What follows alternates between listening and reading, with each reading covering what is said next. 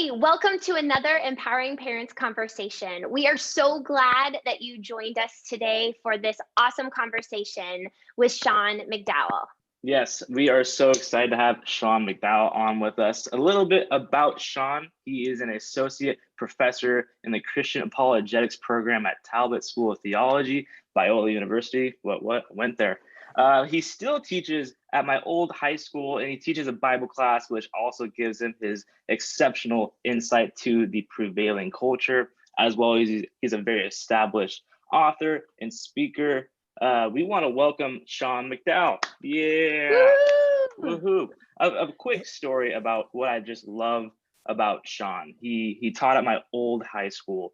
And as I was shadowing as an eighth grader, I remember walking into his Bible class, which I never had him as a teacher. I was so bummed. But I remember walking into his classroom, and immediately I am met with posters, pictures, and even action figures of Spider-Man. So question to you to start off, Sean, do you still love Spider-Man as much as you did back then? I do, and you can see behind me a little Spider-Man thing on my shelf. Two reasons. Number one, Spider-Man is relatable. You know, he fought the bad guys but couldn't get the girl or deliver the pizza, like I related. And second, the theme of Spider-Man is with great power comes great responsibility.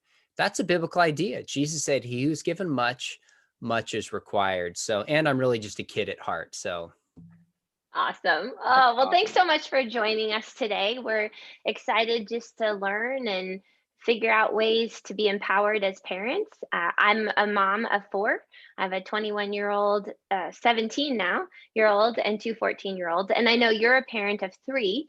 So I'm kind of curious, how are ways you connect with each of your kids? well, I try to do two things. I try to take my kids with me on things that I do. If they'll come with me when I speak, if they'll come with me on a weekend trip, I want them to see my world a little bit, but I also try to do things that are on their turf as well. I've had some friends who grow up and as they've gotten older, looked back at their childhood and described how they thought they had a great relationship with their parents and they did, but they began to realize that it was always on the parents' terms, not really the time spent, what was important to them. And that's a big eye opener. So it's easy for me to connect with my older son who plays basketball because I love basketball. My daughter's in volleyball. Now I love volleyball, but I will go watch her practice. I'll take her to do things and just try to carve out that time with her. So sometimes she's 13. She likes shows. I'm like, do I really want to watch this? No, but it's important to her. So I try to watch it. My youngest son. So the bottom line is bring your kids into your world, but just find out what's important to them and spend that time with them. It's really that easy. It is, isn't it? I know all about Overwatch. I don't really care, right? But that's Mm. my boys' world. Yeah. That's Great. good. And you have three. What ages are they again? So we actually have four in our home. We have another Oh, teenager who basically lives with us like an adopted son, which is a whole nother story. So we have three teens in our home, but my oldest son is 16. He's a junior. My daughter's 13. She's in eighth grade. And then I have an 8-year-old son in second grade. So we have a high school, junior high, and elementary school this year, keeping us active and busy. all the phases, right? So Sean, your book is fantastic, and we really want all of our parents to get this book and have their kids. I think for three teenage boys in my home, this is an excellent book to go over, have them read, but then we have great conversations around. But one of my favorite quotes is kind of at the beginning where you state the purpose of it, and it's on page 50. It says, "My goal is not to give you a list of do's and don'ts. Rather, I'm trying to ask the right questions and frame them from a biblical perspective so you can work them out in relationship with your Christian friends, family, and church."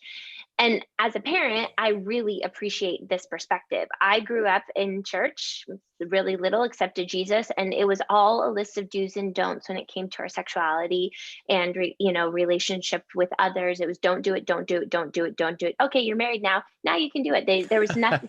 It's so disorienting, and nobody wanted to talk about it.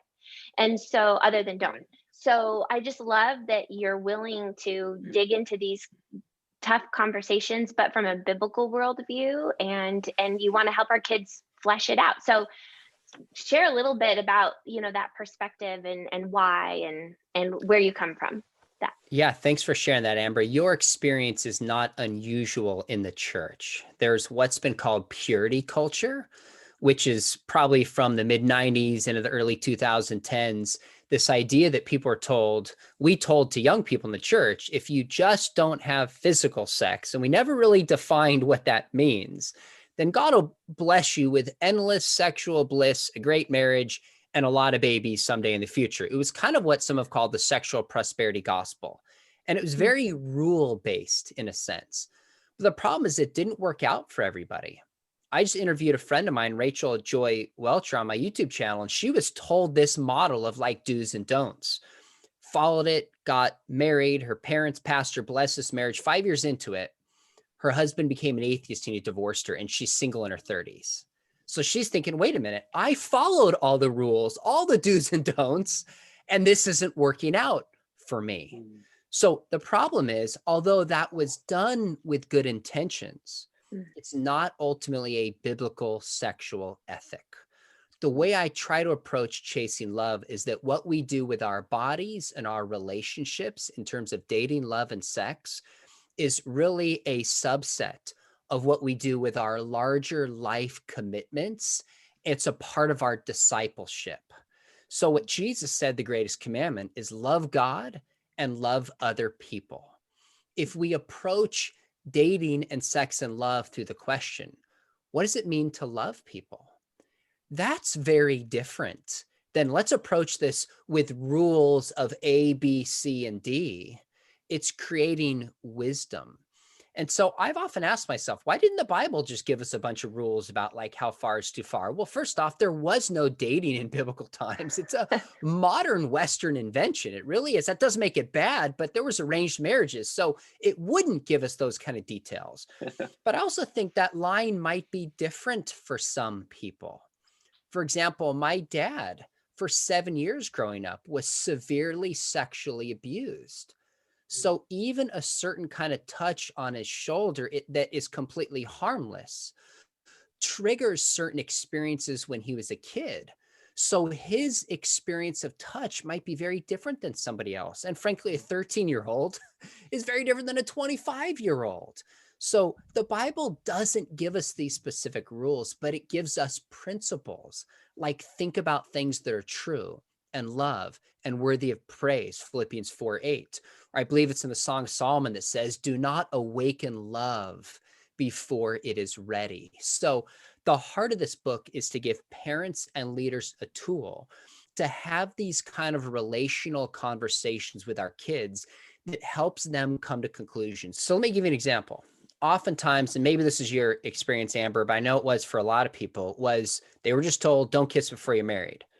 But people didn't explain like a kiss on the cheek, a kiss on the lips, a French kiss. Like these mean very different things. So I was having a conversation with my high school students, how physical bodily actions mean things even without words.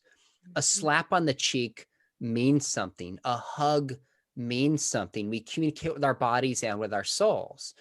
And in conversation, my students are like, you know what? A kiss on the cheek is like equal, but a kiss on the forehead is kind of a blessing. A kiss on the lips is not necessarily romantic. In some cultures, it's actually even like a brotherly sign of affection. I said, but what about a French kiss? And then all my high school students are like, that carries romantic, sexual connotations within itself. And then a girl said, she said, does that mean it's wrong to kiss before you're married? I said, I'm not going to answer that for you, but you are asking the right question because you realize a kiss means something within itself. So what do we communicate with our bodies at a certain level of our relationship and what's meant to be experienced in marriage? It's just those kinds of conversations we don't have. And rules make us feel better, but they don't actually help kids develop wisdom. Not at all. Not at all. So good. I love it. And one of the things too, you've stated it many times, but just from the biblical worldview, like the great foundation in your book of scripture and the essence of the principle. And I love it. We learn better that way. So awesome. Yes. Yeah. So parents, if you have not yet, go grab this book. You're going to want it. And you can take your teenagers through it with you. Sean, we have one more question for you.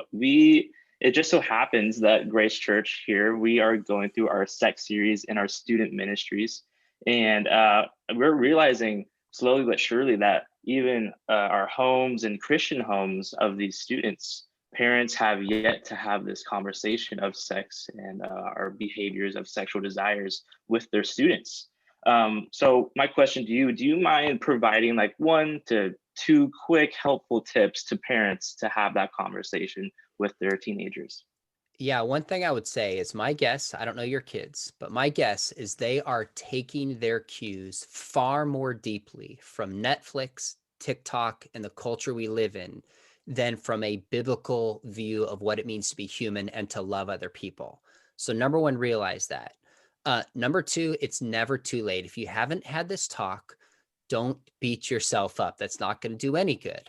Start by having the conversation. And one way to do this is to ask your son or daughter, say, you know what, we haven't had this conversation, but can I take you out for coffee and just share with you my relational experience, things I've learned and mistakes that I've made. Kids don't expect their parents to be perfect. I just want you to know, as your mom and dad who loves you deeply, some of the things I've learned along the way that I try to live my life by. If there's a relationship there, in the vast majority of cases, kids will listen and follow along with what their parents are sharing. The second thing is look for opportunities that arise in the normal part of life to have these kind of conversations. So 2 years ago, my son wanted to see this movie, Bohemian Rhapsody, about the rock band Queen. And it's PG-13, so it had a little bit of sketchy ideas in it, but he was 14. I was like, okay. I said, here's the deal. I'll take you to it and I'll pay for it. When we're done, I just want to come back and just talk to you about it. I want to know what you think, because there were some ideas embedded in that about sexuality. He goes, sure. Brings a friend whose parents approved. We come back. We sat down for probably half an hour. And I just said, what'd you think? What'd you learn? Are there parts of this we can praise? Are there parts as Christians we agree with? I said, are there any parts of this movie that we would take issue with? Are there any parts you felt preached at? Are there any parts that you think contradict a Christian view of sexuality? And we just talked about it. That's the best kind of conversation. So the book Chasing Love, when it was in manuscript form, I told my 12-year-old, she's 13 now, I was like, if you read that, and then we just go to coffee and talk about it for an hour and talk, not lecture, I'll buy you a pair of shoes. And we're not far from the San Clemente Mall. So she's like, I can get 2 for the price of 1. I was like, fine. So she reads it and we go to coffee, a local coffee shop. And for an hour, hour and a half, we just sat down and we just talked about it and processed it.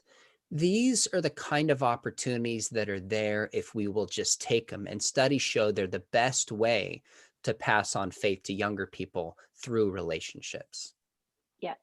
I find with my 17-year-old, it's often when we're doing dishes that we can have these conversations where if I had been sitting face to face with him, so he may not do a coffee, but when we're driving in the car or doing dishes, or the first time sex got entered into a conversation with our oldest, who's now 21, she and my husband were on a hike and there were 2 bugs mating, and he just took the opportunity just there to you talk go. about, she's like, what are they doing? And he just like entered right in at 9 years old. Why not? Like, you're asking. So I love that we just are intentional with our words. And I think sometimes as parents, we freak out a little bit because maybe it didn't go well for us growing up, or we didn't have any example of that. But man, you just can't go wrong with building a connection and a relationship with our kids, even if we feel like we're fumbling over it, right? Yeah, so good. Well, thank you so much for joining us today on our Empowering Parents conversation. Parents, I hope that you go back and rewatch and relearn and you take bold steps of faith as you lead your kids in this important component of who God has called them to be and you to be. So, also, don't forget, we'll link this down in the bio too to make sure to get this and use this awesome tool just to spur on conversations at home. Have a good week, guys.